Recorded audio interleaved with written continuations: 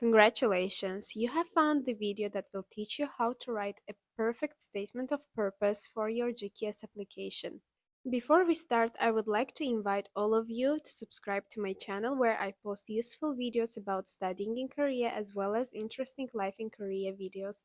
If you're interested in this type of content, I would really appreciate to have all of you as part of my channel. And without further ado, let's get into the content of this video. First of all, let's try to understand what is statement of purpose and why it is important for GKS. I have mentioned in other of my videos that Korean people are very certain, organized, and love to plan everything. That's why they also expect that students who come to Korea already know what they will do and how they will do it. That's why your statement of purpose should show how you are going to improve your language skills, what you will study and how you are going to do that, and what you will do in your future, how you planned your future. As you might already know, statement of purpose consists of three sections: language plan, study plan, and future plan. Let's discuss each of them in separate. Language plan. Here you should write about your plans of how you are going to study Korean or English or both of them. I strongly recommend writing about Korean language because Korean is the government language of the country where you're going to study in, and learning it is showing respect to the people of this country. Of course, you can also add some other languages in case this is, for example, related to your major, for example, specific major related to Spanish or Chinese or just linguistics. Yeah, but it is strongly recommended to focus mainly on Korean and or English. So, what to write in your language plan? Number one, your certificate related plans. For example, you talk about your plans of studying Korean. It is better to mention what level of topic, which is test of proficiency in Korean, you are planning to achieve and by what time.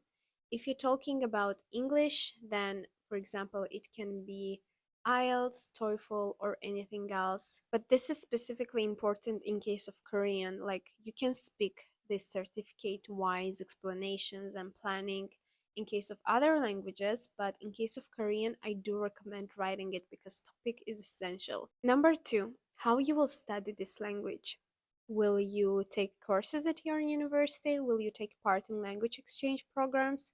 Will you buy books and study on your own? Or will you make Korean friends and practice your speaking? Or maybe you will get a private tutor.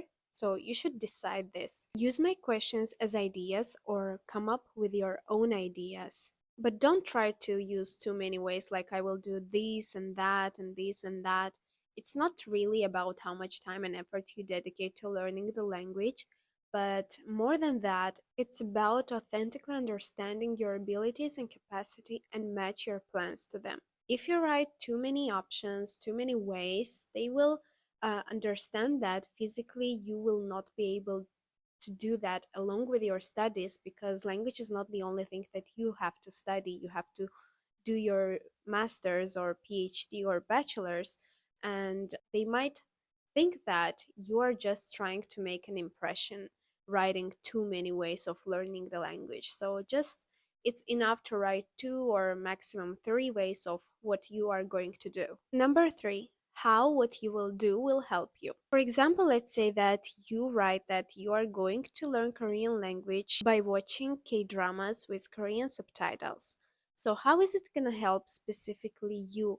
Here you have to somehow match your own situation. For example, let's say that you have some difficulties in pronunciation, and you can mention that watching K-dramas with Korean subtitles will help you learn how to pronounce words correctly. But again, here I don't recommend you writing too detailed and too long explaining how this is going to help you, but just shortly mention in one or half a sentence of how this is going to help you. And you don't have to do this actually with everything that you write. For example, you plan to do in this, this, and this. This is going to help me in this way, this is going to help me in this way. So it will be too long. Just try to write this if it's not very obvious how this is going to help you. And finally, number four, give time frames. Don't just write, I will do this and that and this and that. Give specific time frames such as when you will do this. For example, you can mention that from September 2025 until December 2025, I'm going to attend language exchange programs at my university. This is very important because giving time frames will make your planning look more defined and definite. Section number 2, study plan. So here you have to write your plans about studying your major.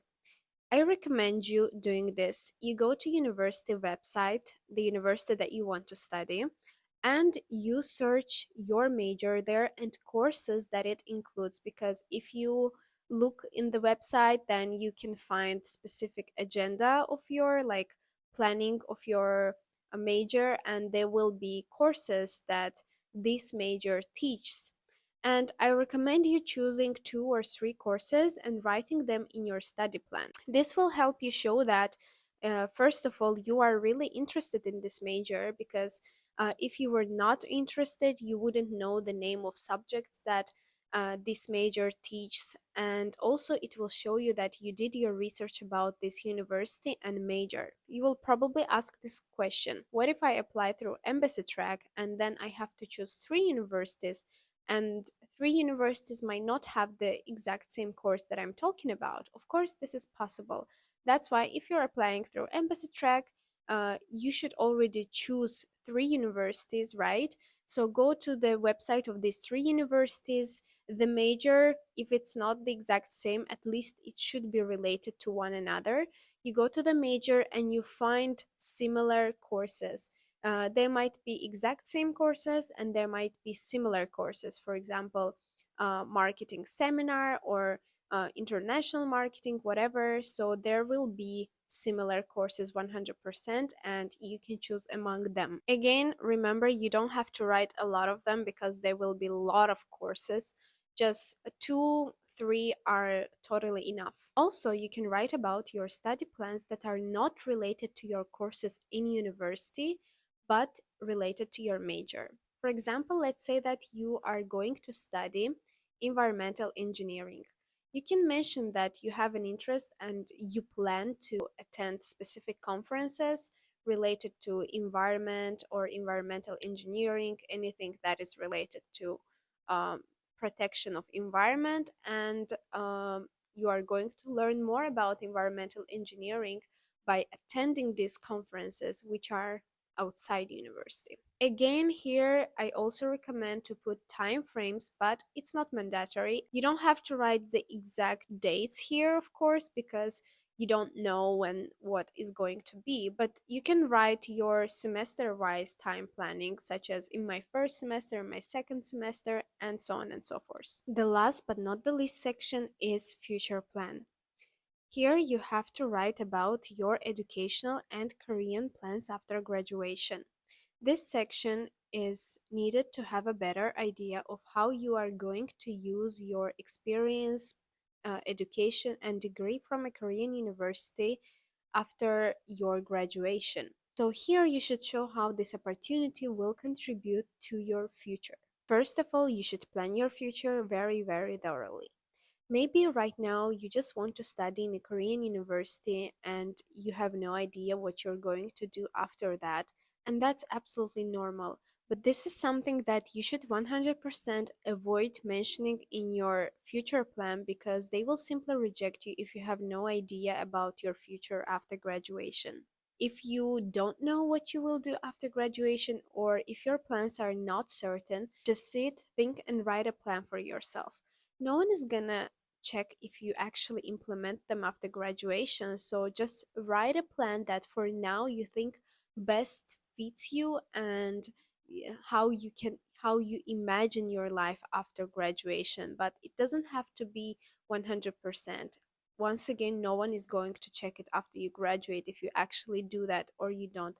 The point here is that you know what you are going to do about your future and how you're going to use this scholarship opportunity. But one more important point is that you need to be super specific.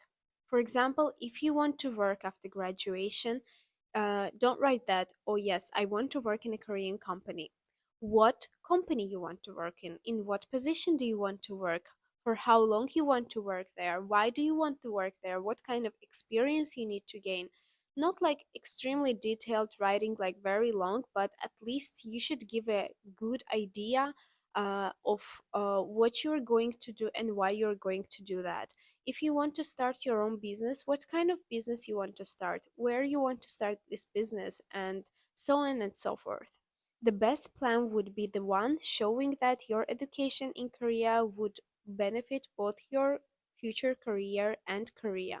Okay, guys, that's it for today about the statement of purpose. I think that I have delivered all the important information that I wanted to deliver about writing a perfect statement of purpose. And if you have any questions, of course, you can always ask them in the comment section below. Or if you have some more suggestions for other students, you can also mention them in the comments. By the way, please do check my videos about other parts of GKS applications, such as application process itself, writing a personal statement, the interview related videos I have on my channel. So I think that you will benefit from those as well. And if there are other kind of videos that you want me to record for you, then just write in the comment that it would be great if you also talk about this and that. That will also help me to bring more value to my audience. Yes, and once again, thank you so much for watching this video. And please don't forget to subscribe to my YouTube channel, and also you can follow me on my Instagram. This is my account. And yeah, see you in my next video. Bye bye.